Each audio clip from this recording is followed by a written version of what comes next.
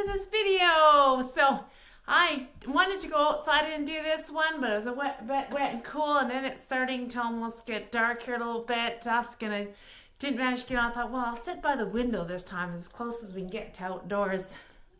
So, hi, I'm glad to be here doing this video, and I'm not sure how peaceful and quiet will be when my little ones are out running around and trying to get my attention here. So, yeah, I'm excited to be doing this one. May Renfroe here with you, and because I'm not really getting into the series yet that I was talking about, doing a closer walk with Jesus, but of course, all of my videos that I do is all about drawing you closer to God. I mean, that's the motive behind. That's the reason I do all of them, is to bring us into relationship with God, closer to God, and just bring out some truths from the Bible and spiritual insights and understandings, and just to connect with other women, to connect with you, to encourage you with things that I've learned over the years of my parenting, my walk with God, to draw you closer.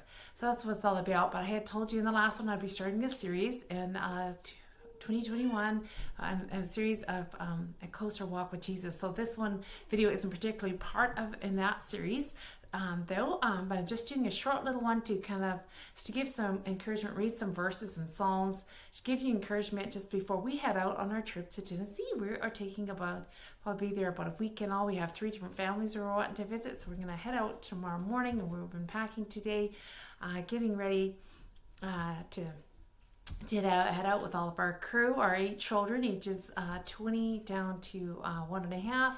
And us, we're all going. So yeah, 3 different families that we're getting to stop by. There are friends, some very dear friends of ours that we've known for years, and we've been there different times to see them.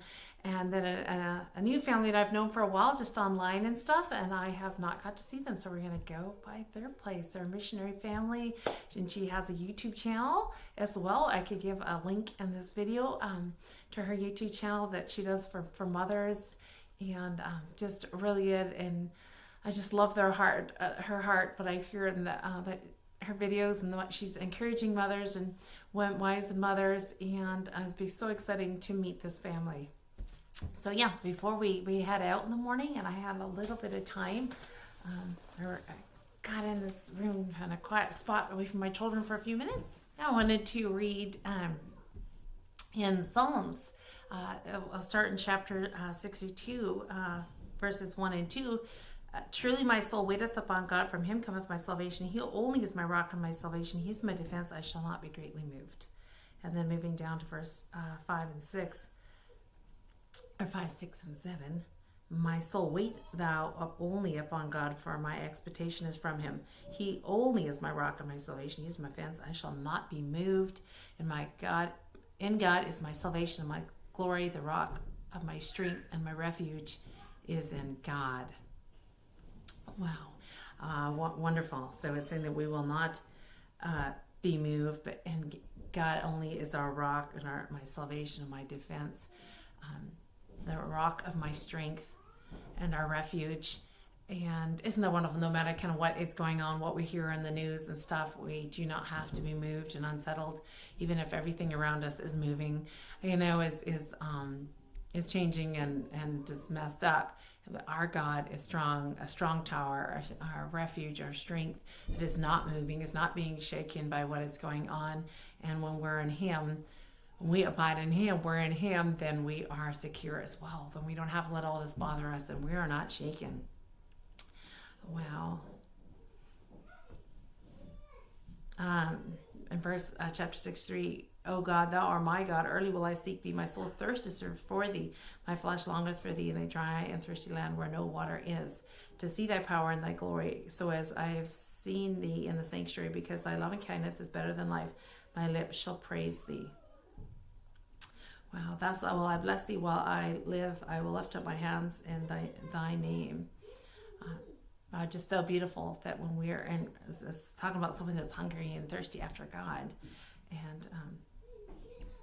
and he fills us up and gives us that peace and everything, and in that we can feel secure and set and sound no matter what is going on around us. And in Psalms 112, I'll start in verse 1. Praise ye the Lord. Blessed is the man that feareth the Lord, that delighteth greatly in his commandments. And then go down to verses 6, 7, and 8. Surely he shall not be moved forever. The righteous shall be in everlasting remembrance. He shall not be afraid of evil tidings.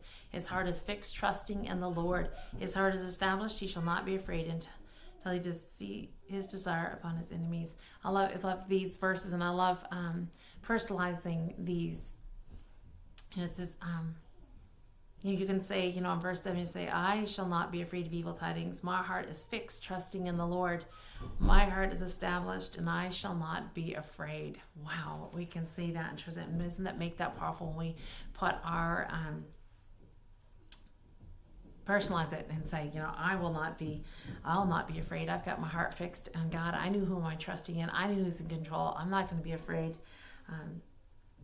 I'm established in him. And so that's beautiful, and he says in Isaiah 26:3 that we keep our eyes on him, we keep our minds on him, that he will keep us in perfect peace. And so I know I've mentioned that verse a lot. It's one of my very favorite, one of my very go-to verses. And so I just wanted to share that with you, and just to be grounded, get in the Word, get in prayer. More than ever, we always need to be that. God's people should always be a prayerful people. It's one of the characteristics, lovers of truth and righteousness, and lovers of His Word and being in His Word. But more than ever, do we need to do that now, to get in the Word. And there's a lot of things you're hearing in the news and all that, and it's good, I guess, to kind of know what's going on. But it's the time to just shut that off, get that out of our mind, and go into the Word and see who is holding us and keeping us, and see what He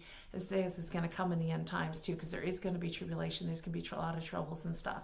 He's told that to us that it would happen and it would come, but He said also, be of good cheer. I've overcome the world. So in this world you will have tribulation, but be of good cheer, for I have overcome the world. And that He is holding us. Need to remember kind of who we are, who we are in Him, and what our reason of being here for on the earth is, for His glory. Right? We're here to have a relationship in Him and to make Him known to others. We're here for God's glory, and so we need not to forget that, and just and encourage one another. And it says to encourage one another in psalms and hymns, just like I was doing in the Psalms, and to tell them to look up, look to God, keep our eyes on God and our minds on God and the things of God, and not to worry and fret what's going on, what we're hearing in the news and everything. So, I just wanted to leave that with you, and I'm anxious to, when we get back from our trip and to resume my series and to be able to connect with you, and just to be, that encouragement to kind of help you in your walk with God and in your journey as a mother and as a child of God, because it is a hard journey. There's so many things pulling our time and our attention, and just wanting to steal, our minds and things off of God. And so we just got to keep so diligent. It's nice to have those, encouraging those that we listen, tune into, whether it's on for podcast or YouTube. And I have so many that I'll listen to, that it just is really uplifting, encouraging to me. And it's a timely word every time when I need, certain things. It's like, wow, right on time. And so I'm going to be that for someone else as well, with all that God has given me. So, all right, you take care, and we will have a good trip and get back, and I'll be doing these videos again. You can see more resources and things I do over my website and blog. In the meantime, okay, take care. God bless. Just remembered I wanted to show all my Bibles that I've ordered. They're these little King James Bibles to be able to give away. There was $2 a Bible, and I got 100 of them, 4 big boxes here, and they just came in the mail the other day, so I'm going to be taking some of these on our trip to Tennessee. So just super excited that I finally have decided to, why not have some Bibles. I had some tracts that so whenever I see someone, when I have opportunity, I have a tract, I'm like, why not just order, instead of checking that, just this last week, order some Bibles and have them on hand to be able to give when I have a chance to witness and to talk to someone. So I've got 4 big boxes of them.